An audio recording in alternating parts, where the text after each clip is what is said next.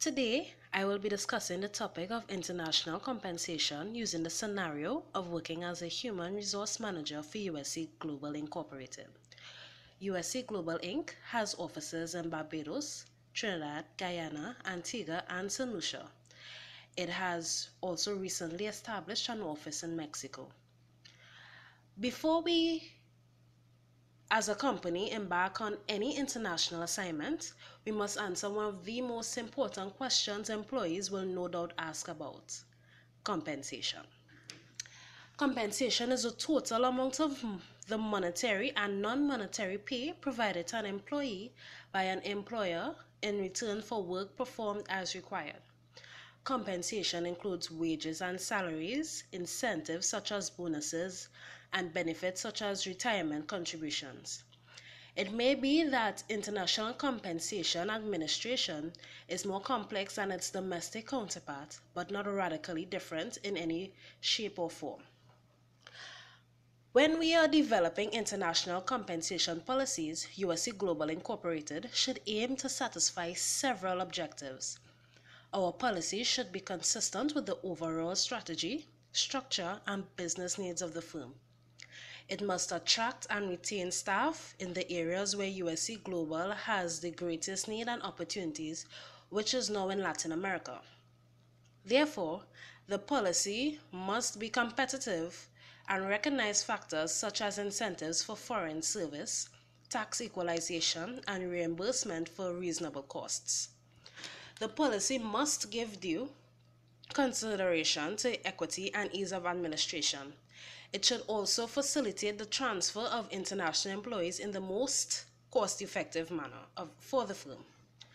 The international employee will also have a number of objectives that need to be achieved from the firm's compensation policy.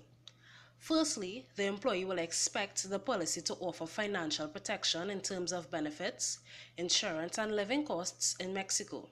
Secondly, the employee will expect the foreign assignment to offer opportunities for financial advancement. Lastly, the employee will expect issues such as housing for their family and education of their children to be addressed in the policy. If we were to compare the objectives of USC Global and the employee, we see, of course, the potential for issues to arise, as some of these objectives cannot be the focus of both parties. There are two main approaches in the area of international compensation: the growing rate approach, which is also known as the market rate approach, and the balance sheet approach, which is also known as the build-up approach. With the growing rate approach, the base salary for international transfer is linked to the salary structure in the host country.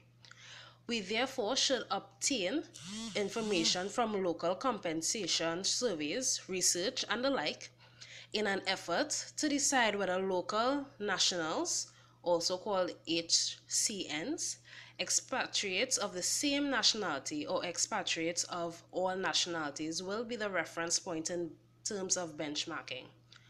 With the going rate approach, if the location is in a low-pay country, then multinational usually supplements base pay with additional benefits and payments. With the balance sheet approach, the basic objective of the approach is maintaining objectivity within PCNs, colleagues, and compensating for the cost of an international assignment through maintenance of home country living standard, plus a financial incentive to make the package attractive. This approach links the base salary for PCNs and TCNs to the salary structure of the relevant home country. For example, if I, a Trimbagonian executive, were to accept an international assignment, I would have my compensation package built upon the Trinidad and Tobago base salary level rather than that of Mexico. Therefore, it can be said that the balance sheet approach ensures that the expatriates neither gain nor lose financially compared with their home country peers. The balance sheet facilitates mobility among expatriate staff in the most cost-effective way possible. It starts with a home country salary, wherever the home base is, and builds upon that foundation. Non-monetary differences in the attractiveness of individual assignments may be compensated with separate separate allowances and incentives. Major differences in base salary between PCN and TCN can occur in the employee's package depending on whether the base salary is linked to the home country of the PCN or TCN, or whether an international rate is paid. There's a tendency for multinationals to pay TCNs and PCNs differently according to their home country base salary. This has a big impact on both international assignees. This difference in compensation may cause problems as it may result to international assignees being paid differently for performing the same job in the host location according to their different home-based salary, which can result in dissatisfaction and low morale. It has also become abundantly clear that with increased globalization of businesses, the compensation of international managers and conditions of employment differ significantly among various labor pools of nationality categories of employees and also varies among multinational corporations. These differences produce intense internal conflicts within multinational corporations at any stage of globalization. There are wide variations both between countries and among organizations within countries concerning how to compensate workers.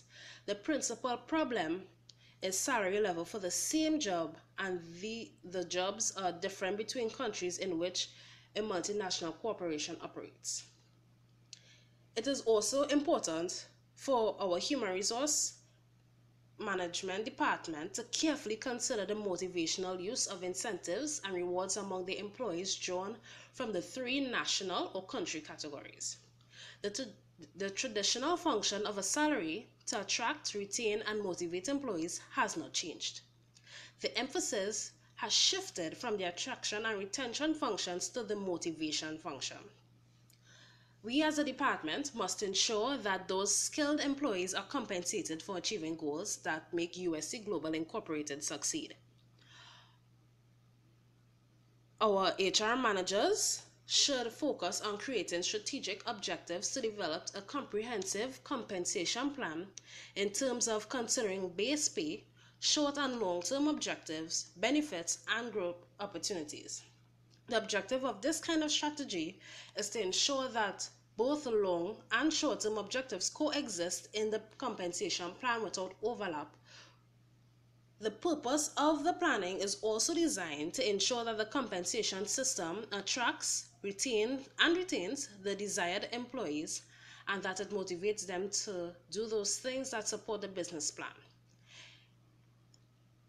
Compensation is one of the most complex areas of international human resource management.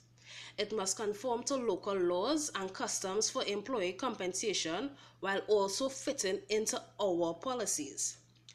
As a multinational company, we face diverse political systems, laws and regulations, confront different economic climates, economic development, tax policies, diverse culture, customs, and the role of labor unions, standard of living, and so forth. Therefore, the amount of and type of compensation needed to entice an individual to accept foreign assignment may vary widely by person and locale.